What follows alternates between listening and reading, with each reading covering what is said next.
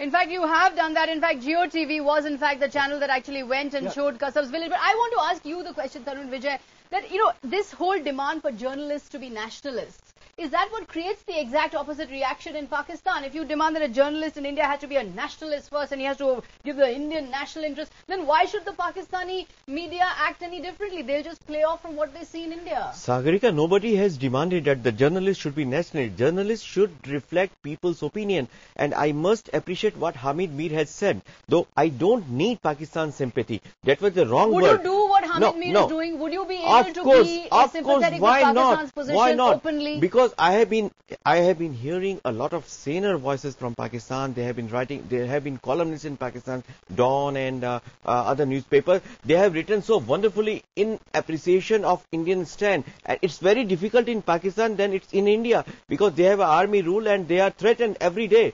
So I must appreciate those guys who have been, clearly stating the position. So, but you want Indian journalists to be nationalists, but those guys have to state the position. No way Indian journalists should be truthful. Indian journalists should not behave as an agenda journalist like the secularists do. They muffle the voice of the right people, they muffle the voice of a second opinion. I mean, that's not done. I think the problem, Pakistani people are much more independent. The problem with this story began from day one, when the Indian journalism's, a certain section of the journalism here's lack of professionalism, I think, came in the way of properly covering the story. The government of India was accusing elements from Pakistan. That phrase was chosen because the government was aware that you are not dealing with one Pakistan anymore. You're dealing with multiple Pakistans. You're dealing with the Pakistan of Zardari, whose wife was killed by terrorists. You're dealing with the Pakistan of Kayani. You're dealing with the Pakistan of the ISI.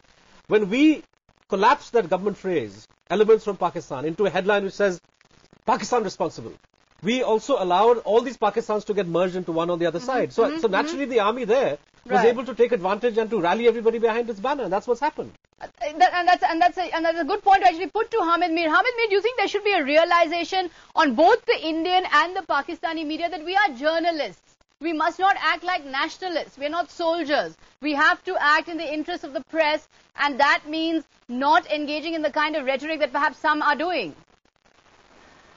I think that I agree with this opinion that not only the Indian but the Pakistani journalists, they should also be truthful.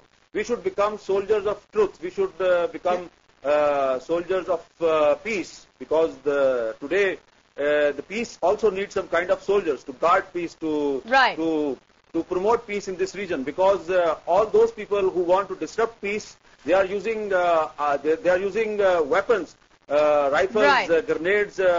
And other weapons. So we should use our pen and our TV channels as a weapon to defend peace, to promote peace. Right, that's an important note to take a break on at this stage, but we'll come back and talk about is the kind of media that we have today, the television channels, the blogs, the online net activism, is that actually creating jingoism? Is the technology of media itself creating jingoism? We'll come back to them after this tiny break. It's time to stand united. It's not a time for Pakistan bashing or India bashing from the other side.